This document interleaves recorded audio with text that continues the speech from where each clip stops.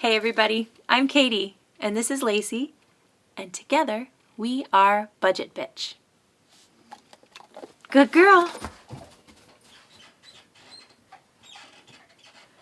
What a tweetheart. Hey everybody, today we're talking about sinking funds. If you saw my earlier video about my 2020 victories and failures, then you definitely would have heard about sinking funds. It was my #1 financial failure of 2020, and I'm looking for it to be my big win in 2021. I've done a lot of work on it, and I want to show you what I did differently this year to set myself up for success. If you haven't seen that video, I'll link it below so you can catch up there.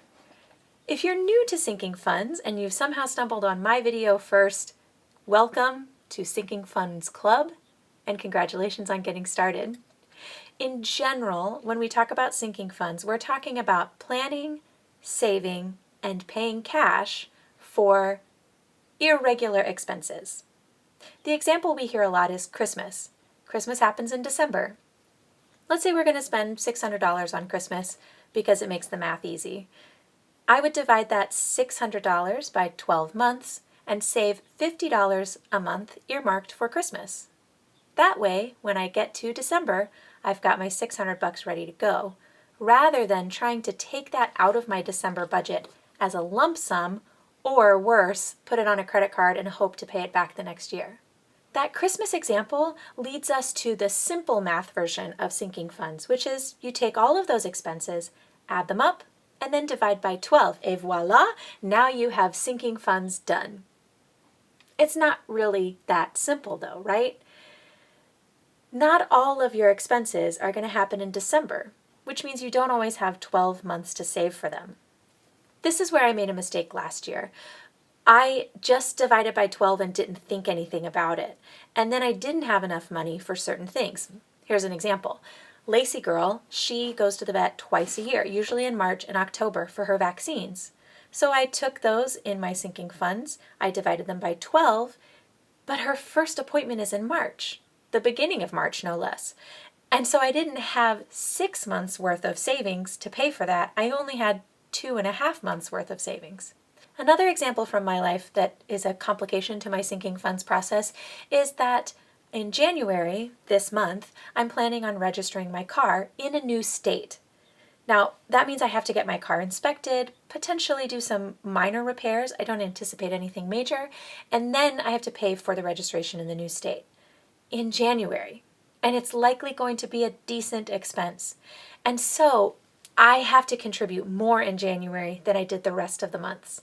If this were last year and I had just taken the number and divided it by 12, I would be desperately looking for that cash right now. And it would have started my sinking funds year off on the wrong foot.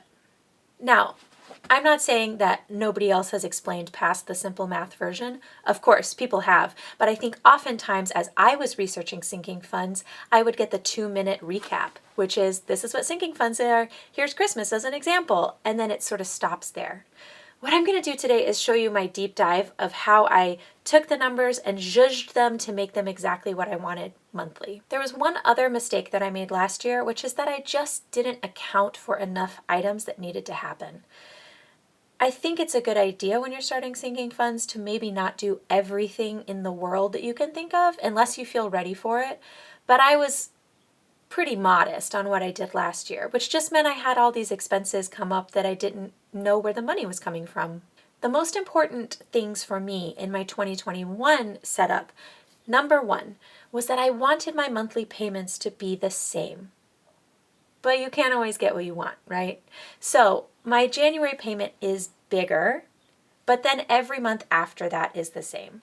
The other thing is I wanted to be super clear that the money is in the account and this is what it's earmarked for.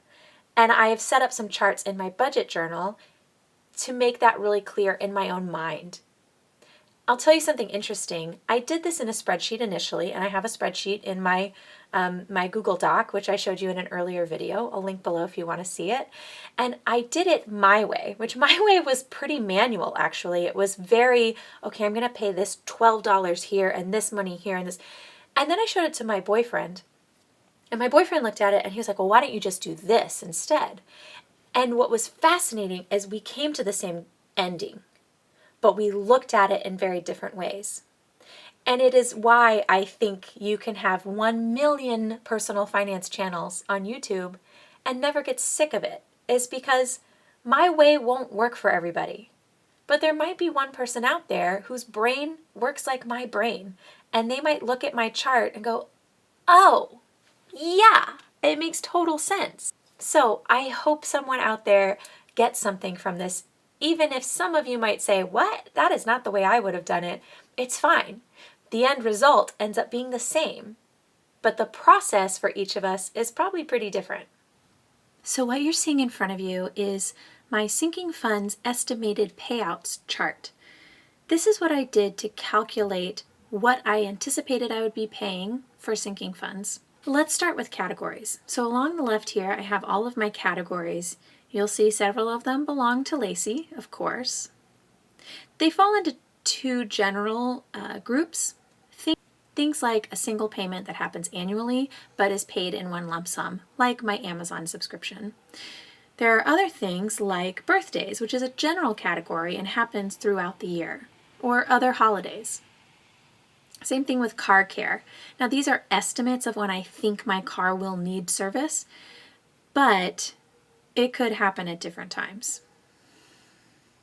The way I came up with my list is I looked at last year's spending and I saw those things that I spent money on that didn't fall into my monthly categories.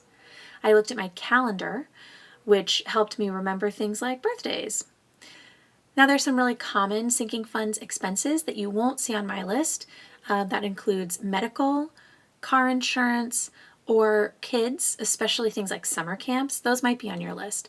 Let me know in the comments below what you have a sinking fund for or what you need a sinking fund for that you don't see here. Now this chart is my estimated payouts. I made this chart and I said, okay, I take Lacy to the vet every March and every October and it costs roughly $180 each time. So I entered in what I expected to pay. I used past data for that information. I didn't just try and remember. Trying to remember is definitely one of the pitfalls I fell into last year. Was like, I'm pretty sure that was about 60 bucks. And it was actually $148. I looked at past data for Lacy's vet. In fact, I looked at all of our data. I've had her for 5 years now, and I've taken her to the vet, the same vet, that whole time. And so I looked at how much it's cost the whole time I've had her. And this just about covers it. Now, Lacy's baths, I feel like somebody is going to watch this and say like, oh, why don't you just wash your dog yourself? Give her a bath yourself. Listen, I did. One time I tried to give Lacy a bath, and if you've never seen a 95-pound dog Scooby-Doo her way out of a bathtub, your life is really missing something. I encourage you to try it. I'll tell you what, I threw my back out. Never again. She goes to the groomer. They can handle her better than me.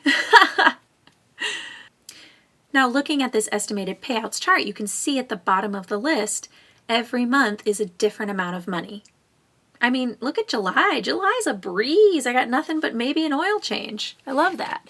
Meanwhile, January and December, like the big kahunas. So let's check out the savings. Now this is what I'm anticipating saving or transferring into my sinking fund savings account every month. Now I told you before my dream was to have every month be the same. That wasn't possible because January was going to be bigger. So what I did is I took all of the estimated payments that I was going to be making, I totaled them up, and then I subtracted January's amount. January had to come from January's budget. There were no months to save for it. Then I took the remaining total and divided that by the remaining months, which was 11, and I came up with $275. That number became my goal for each month.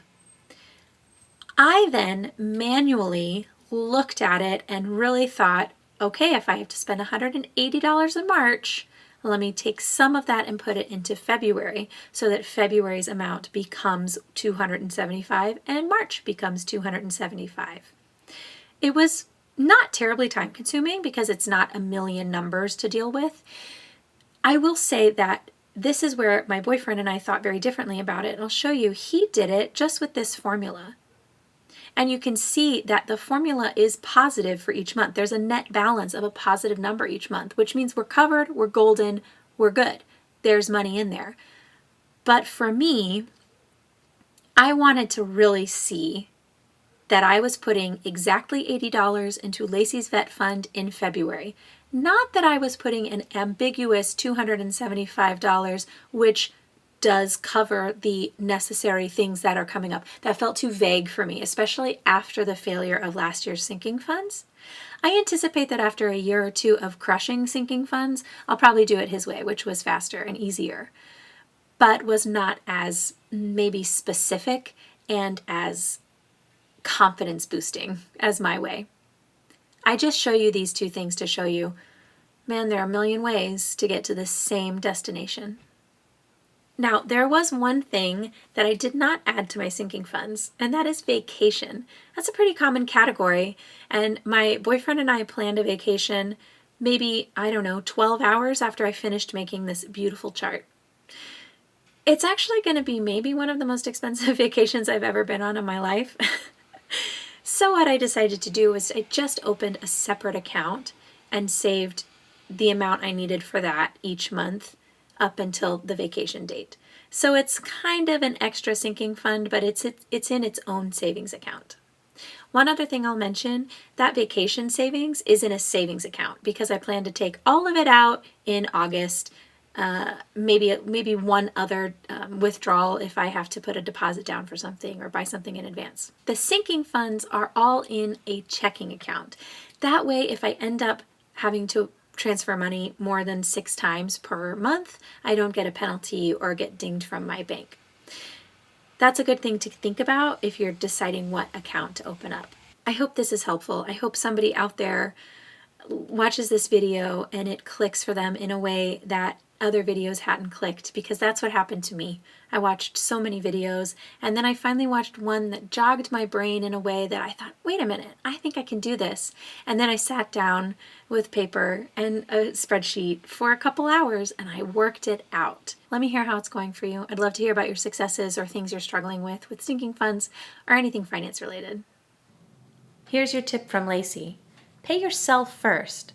Set up automatic transfers from your paychecks to make sure those sinking funds don't get lost in the monthly budget. Thank you so much for tuning in today, and I'll see you next week. Bye.